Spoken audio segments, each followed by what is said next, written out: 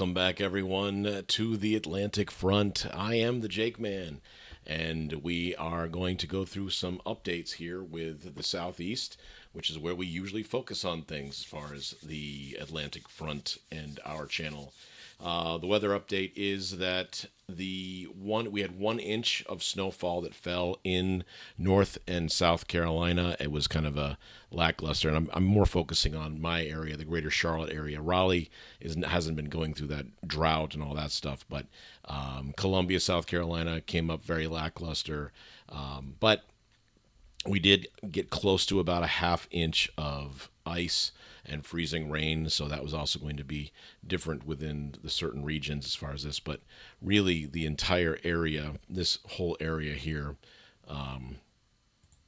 this whole area was more like, where what we were focusing on, because how the storm came from Dallas into Atlanta and then into Charlotte, and it looked like it was going to make a beeline all the way through, but it did leave about 3 or 4 inches of snowfall, depending on where you were in the northern or the southern part of Atlanta. So, but that's really the kind of the update on what Cora did. This is, of course, the remnants of Cora here, and we're not going to jump too far backwards on some of this stuff. We are going to kind of take just a slight look and see exactly what kind of went wrong, and we'll jump into that as well. So let's see here.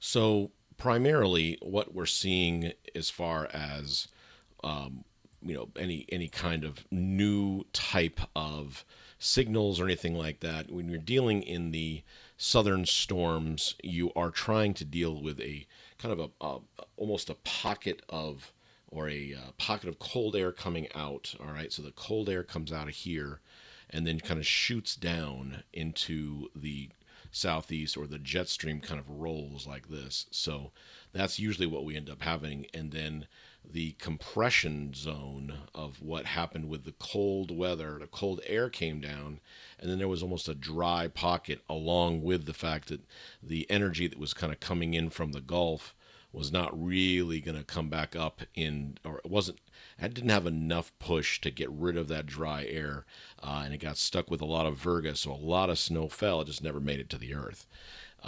So it never made it into snow.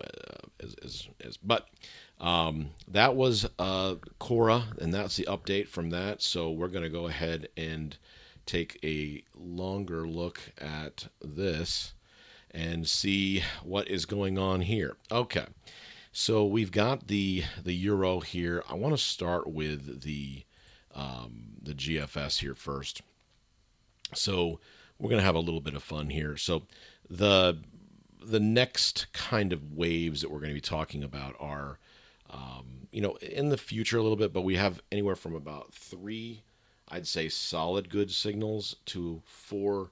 We have to watch it. Of course, this is going to be going out. So right now we are dealing in tomorrow's. So this is what tomorrow looks like. So if we just kind of hit the run here, and we just move forward, all right. So the GFS is kind of taking us through here, and we're just moving along. And this is still Monday the 13th, and then we get January the 13th, and we might be getting into some more runs here. But look down there already. So this is the Monday, January 13th. So this is already in that zone here. Okay, already we see something brewing. It kind of looks like the same real pattern that Cora took, except for this was kind of the bulk of the energy was more kind of coming off like this, and kind of made a kind of a beeline around, kind of picked up. So there was a lot of energy that was coming way out of the Pacific and then shooting up through the Gulf, and then came in and got Dallas, and then moved its way out towards the southeast.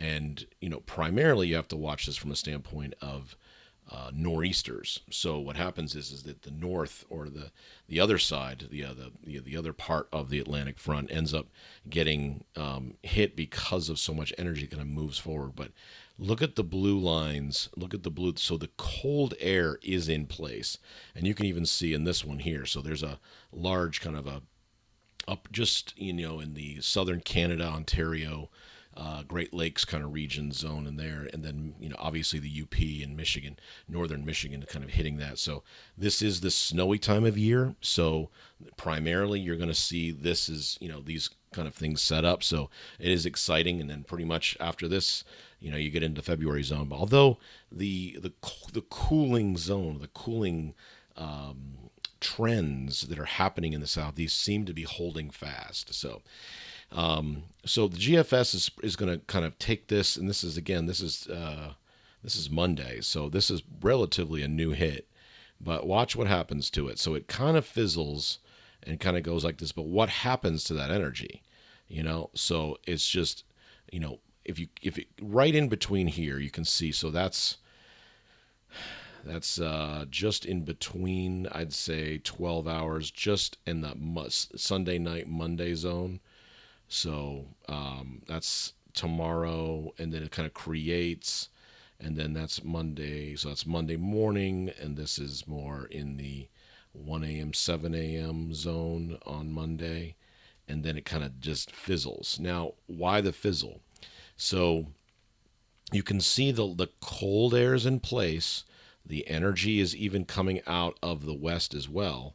So the west is kind of coming deep, dipping down into from Canada down there. So you're actually pushing all of this energy down, but it is compressing. So you're seeing this little zone around the southeast is always been a problem because of the immense dry air that kind of comes into the region.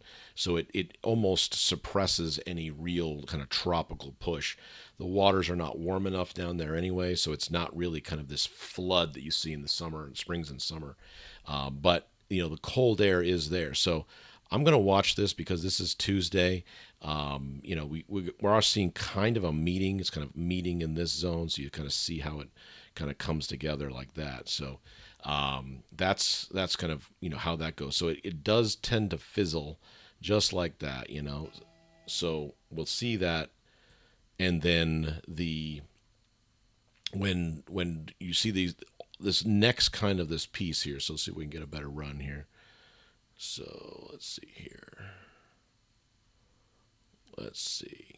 So are we getting any more run there? 14th. So let's see what the euro says. So we're going to go ahead and jump into the euro here. And the euro's got all kinds of runs here. So we are going to start with 10 a.m. today. So you can kind of see the remnants of Cora here. So that's Cora. And she got down to like 990. So we were right. And then it kind of keeps on going. It's amazing how much that was going to come off of, or the chance it had to kind of come off and run into a nor'easter. You see that this time of year. So the euro is kind of going into this. So this is Sunday the 13th, and there's our friend right there. So there he is. So this is again Monday. So they have the euro and the GFS are kind of meeting, I guess, in this. So they're saying that there's a relatively, I don't know why the GFS is deciding to not behave here, but so the euro has kept things warmer. All right, so we're going to get a pretty good snowstorm. It's going to kind of sit over there, have some of that lake effect, and then of course push off into northern New York and then PA and all that stuff too. So this time of year is a very snowy part here, so you're going to get some of that in New England. So that does tend to be a normal occurrence here. So the run does fizzle that out. So the GFS kind of held this together a little bit more, but there is something. So the signal is there. So so we're talking about just 2 days away. So this could do something from a standpoint of, is it gonna change its mind? Is it gonna do it? Is it gonna just fizzle? We'll have to wait and see. But we are looking. So that's signal number one. That was very, very interesting. Also in the Atlantic front, that kind of stays around. This system kind of stays around, not necessarily in a way that's going to be disruptive or anything like that, but just more of your normal winter patterns. And so we keep the runs going here, and then you can kind of see, it looks like in Wednesday, look at what's happening off the coast there, okay? So this is a very interesting kind of a culmination or occurrence. Remember how we were talking the last one that the dry air keeps pushing through here, so it was almost like zoning in, coming off of the Atlantic. So it was pushing a lot of the moisture and kind of compressing it, which was so anything that coming from the west, so anything that comes from like out of the Gulf or even the west that comes like this, then it's almost like a pushing against it. So it's not necessarily like a jet stream that pushes things away from a standpoint of like saying, we're going to divert the jet stream or anything, but it really is just I guess a meeting of hot and cold air, and then all of a sudden that immense Canadian air comes down and really kind of almost swirls, and so when swirling, then it tends to knock things off here. So again, so this is the run. This is the 16th, so kind of looking pretty kind of is there anything going on? But look up at the top here. Look at that cold air. Look how cold that comes down there, all the way down, and just slices right through the Carolinas. So we're gonna watch that here. So it kind of keeps, and it's really pushing. Now, as we get closer here, so now we're talking about a kind of a Canadian front, or maybe even a clipper that kind of gets through there as well. But watch this. This is when it gets real interesting. So, so we've had two signals. We've had a pretty solid signal that's coming in the next probably 36 to 48 hours, but the compression and the air might not have enough here. So, but look how the cold air is now behind here.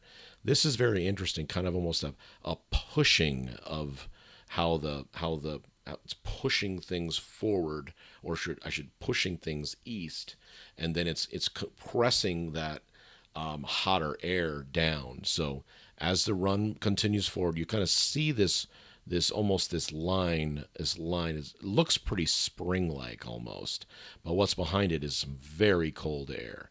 So it moves through and then it explodes into this massive, almost spring kind of shelf-looking clouds kind of move forward. So we're gonna have to watch this one. This is a week from today, so that's it's not that far. But the energy that kind of in that clipper was kind of moving, so it did kind of join into that, kind of gave it a little bit of swirl, and it does have these trailing,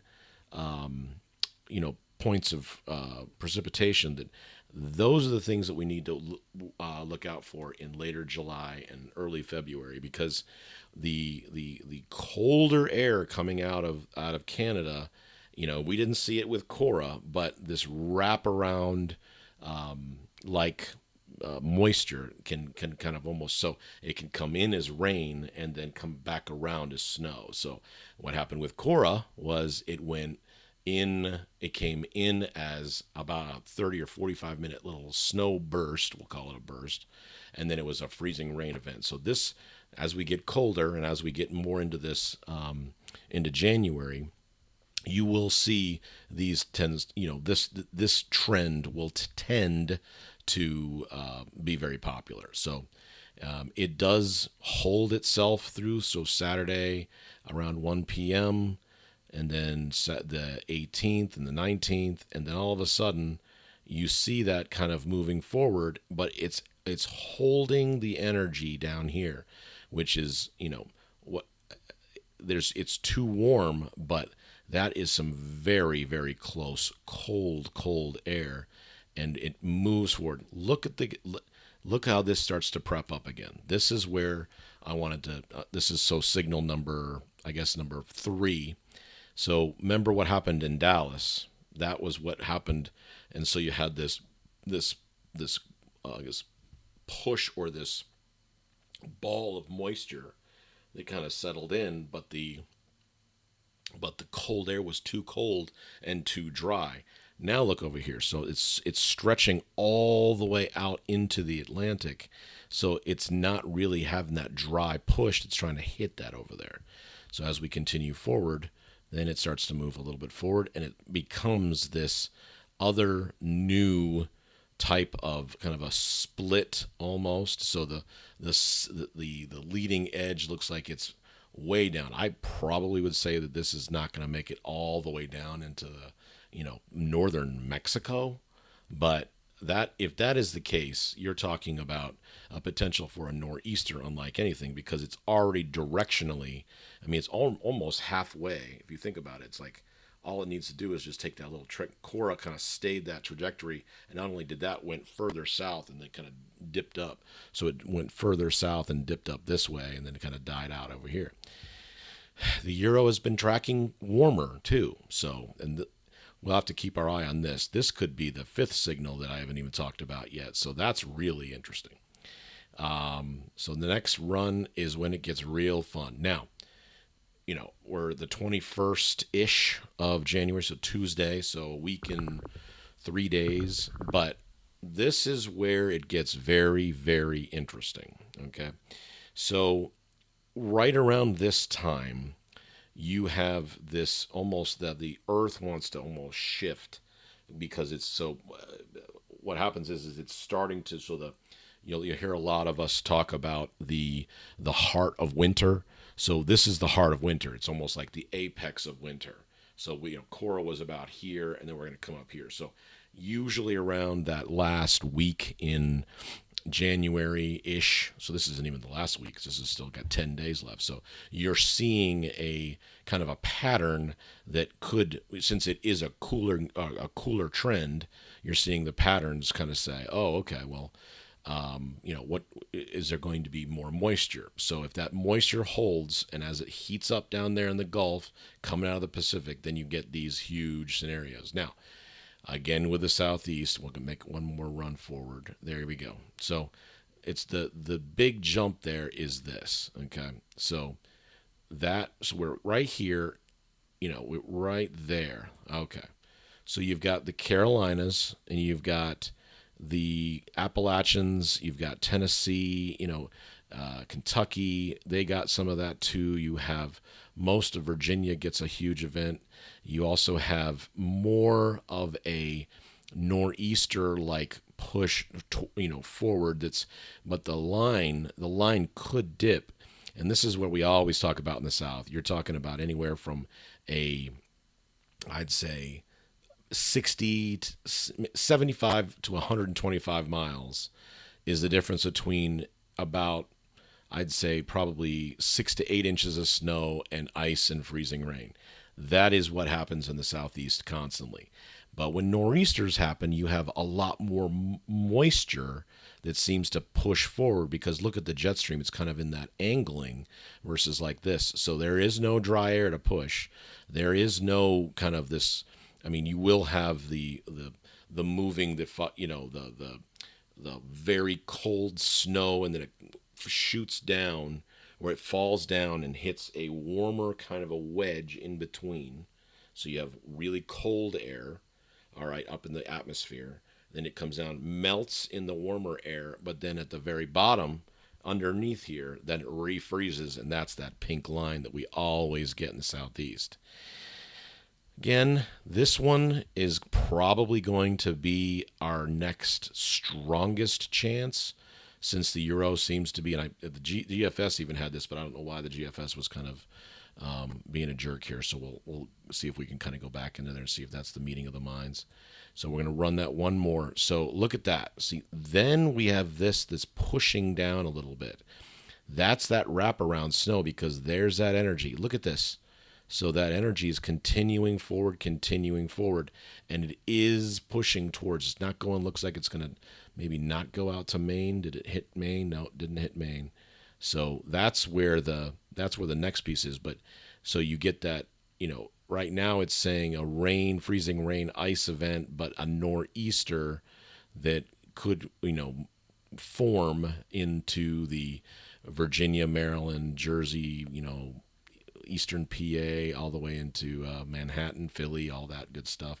So that would be we always call it the I-95 corridor for storms. So it's like 100 and 100 million people between are affected by this type of, because you're talking about all, like Texas got hit, with a bunch of rain and storms and stuff like this. You're seeing a lot of different thunderstorms and activity.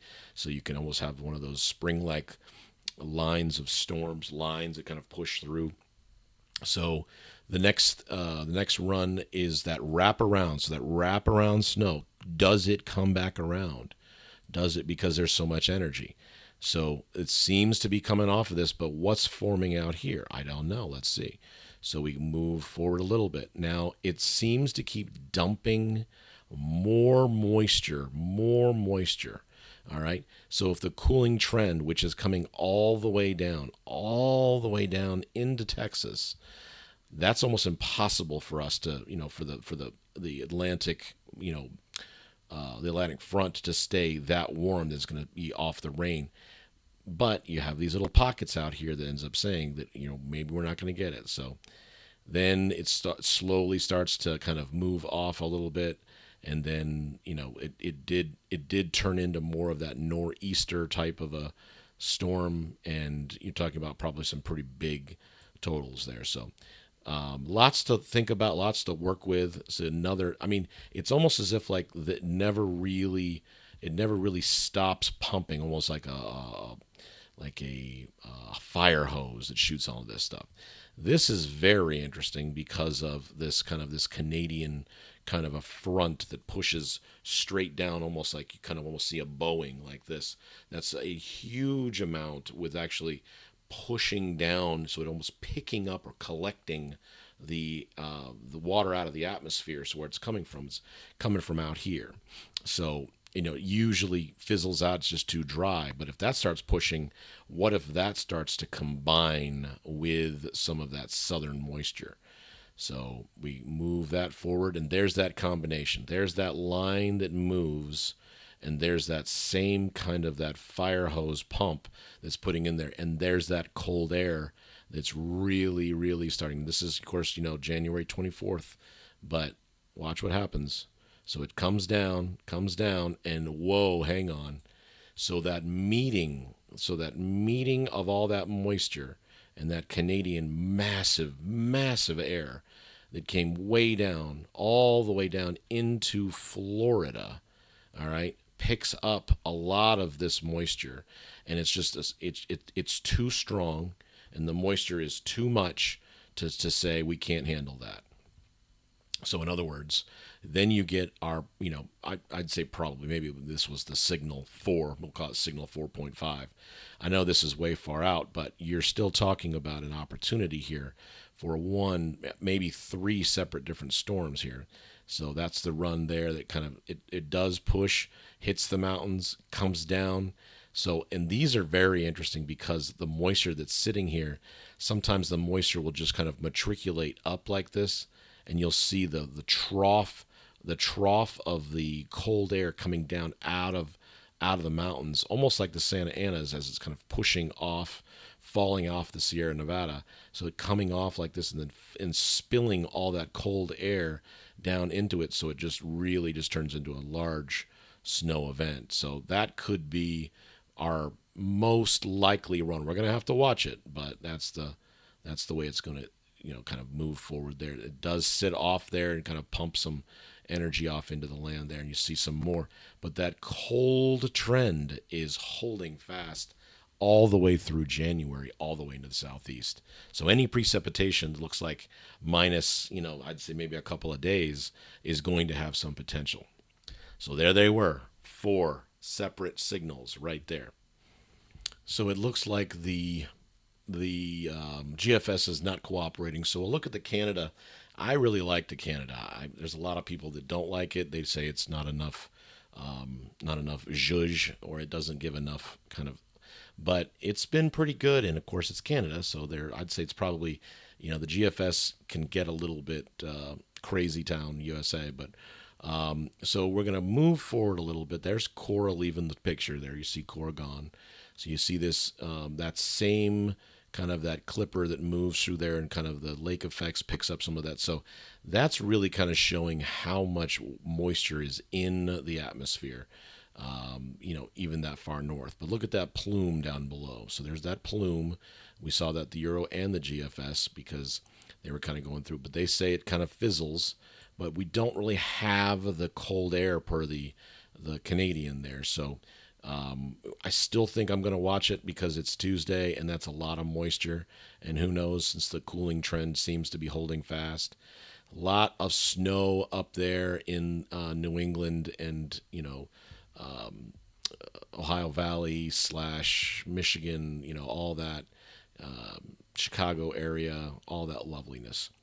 So kind of typical, I guess I should say lovely, but typical. So now we're at the 16th, so that's this coming Thursday.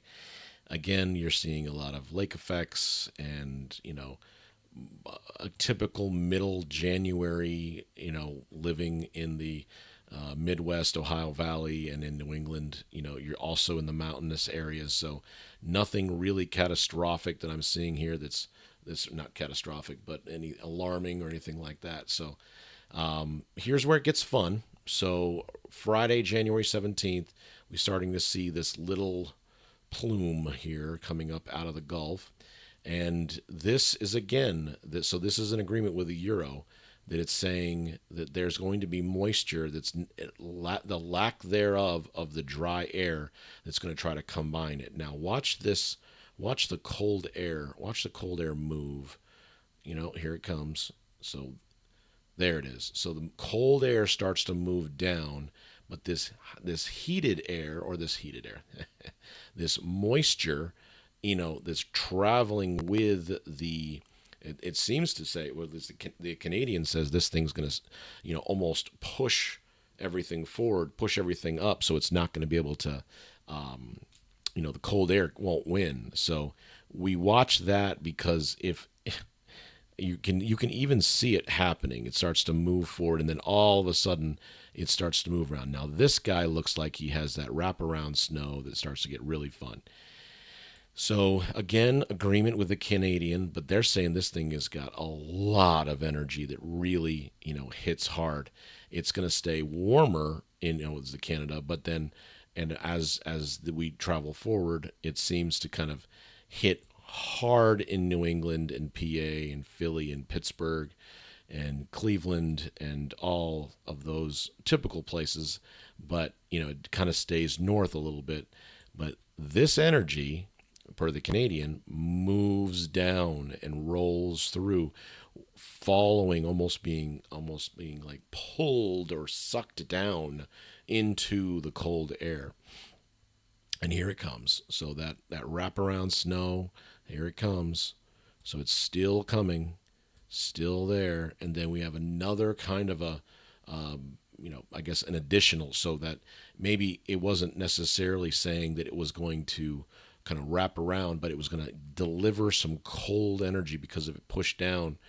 So then you have this really thing that sets up even worse than Cora per this one, because this one's got ice and rain and freezing rain and thunderstorms and major moderate snow to a massive snowfall in the Dallas area again. So then it moves forward, and then you get this just looks like a mess to me, because that really becomes a kind of a danger zone. It looks like it's going to stay pretty much south. So, you're going to see Mississippi and Louisiana and Alabama and all these kind of deep south states, kind of seeing more of a thunderstorm rolling thing. But look at that cold air all the way down into northern Mexico. And then it runs at January 20th. And then all of a sudden, then you have the 21st. And then you have this. And then it comes down into almost a second opportunity. And then finally, all of that energy, all of that cold just pushed through. And it started to wrap around. And then it comes in and it moves one more tick. And then you've got the potential for the same kind of principles, the same kind of, um, you know, I guess happenings that happened with Cora. So again, with the ice and a lot of the almost a nor'easter type of a scenario around the 21st, which is really only 10 days away. So it does look like I've kind of looked too far ahead, but these things are right around the corner. So we're going to watch these signals. They're exciting. So I'm going to kind of keep on keeping on with it and see what's going on. Let's kind of we're going to jump back over here real quick and kind of see how that kind of moves through that. So I wanted to show you guys a couple of things with the, you know, that wraparound snow. All right. So we didn't see it with Cora, even though I thought it was kind of coming in. So we're gonna paint what happens when the nor'easter comes in. So first off, you have this kind of a plume area of all of that green. Okay, all of this. Now this can kind of be fed this way. It can be fed down from below. It can be fed, from all of these different. Make this just a little bit bigger. There we go. So let's trash that. So all of this plume area, okay? Again, the Gulf does the same thing. It doesn't ever really settle down. So it just is depending on what kind of air it is. So it can then kind of, spill into the Dallas area, all right, and then kind of almost like run through the Atlanta area, Charlotte, and then kind of settle in and go this way, or it can kind of jump in and do a nor'easter like this. Okay, that's what it can. That's where the energy kind of starts in from all of this. Now the cold air blows all the way down, as you saw in the GFS and the Euro, like this, and it kind of rides like that. That's where you get all these kind of discrepancies and this like really kind of split zones, I'd say. So you see that kind of, so it kind of does this like that, and it will cross, so it kind of looks like that, and then it almost hits. Could do that, or it could kind of branch off and kind of do like this. So what's it going to do? So if you have the energy sitting there and the cold air that's blanketing the area, all right, then you have the Canadian push down, all right. So that's the Canadian push down, which has already got a lot of the energy up here. This is already kind of in that lake effect area, so it's always kind of feeding these kind of almost feeder bands of moisture coming out of there because of the Great Lakes. So they're always going to be like that. So that's how this kind of pushes. And then when you have that gone, then you have the cold line, all right. Then you have the green, the kind of the green scenario here, like this, the green moisture, and then since it's it's twirling, all right. I went the wrong direction. So it's twirling like this, and then it kind of wraps back around, which gives you the opportunity to have that wraparound snow that sits like that, even though a lot of the stuff could be in that ice range, which is what we usually see right there, and it could be that line that sits just like this. So you'll always hear that there's what's called the I-20 corridor. It looks like this, and it always seems to kind of like, do that kind of a deal. So it's, where's it going to be? Is it going to be the ice? Is it going to be cool down here? Is it going to be up here? Where's it going to be? Is it the ice kind of zone there, which we always see? So it just becomes this kind of a waiting game. But when you see them coming, these plumes that kind of come out of the Gulf, and then they travel up. All right, they travel up the East Coast. And that's when it gets really fun, because that Canadian air will just really and we saw some of it coming down even on there all the way down into northern Mexico. So if it's like this, then it's like that. But then they say that the heated area is like these bands are pushing against it. So when you're talking about perfect, setups, you do need the moisture, obviously. You do need the cold, but you get sandwiched in between, a lot to do with the Appalachians as well. So if you just remember all this mess right here, well, let me show you something.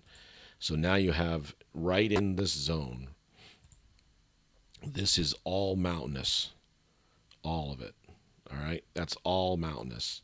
I mean, give or take them. It's not the whole thing, but all the Appalachians are sitting just like this in those zones. So what happens is that they're going to block a lot of the potential for a lot of severe storms, the tornadoes and stuff like this, because they're blocking everything. But in reality, what happens is that it's also blocking from the snow and the potential there. Which so when it sits off here, this is the cold side, the western side of the Appalachians, and this is the eastern side of the Appalachians. You get a lot more warm air that holds right like this, and then you get the cool air that kind of sits like this, like that. So when the compression happens, you just don't know what you're going to get. You just don't know. That's why you get all these different colors and all that. And then once you get out of the Appalachians, once this zone becomes, when this goes away, then you get back into the cool zone. And this is so cold up here that all that energy can't fight it enough, so it turns into the snow that's in that zone. All right, it's more up here like that, and then this becomes the icing line like this. So depending on how that's all going to push forward, that's literally what it's going to do. So I wanted to show you guys also what it looked like outside. The main snowstorm that never happened. So that's what it looks like outside. It's pretty gorgeous. I won't lie. That's really nice out there. But no snow. So that was really kind of the bummer. So we're going to see the sunset.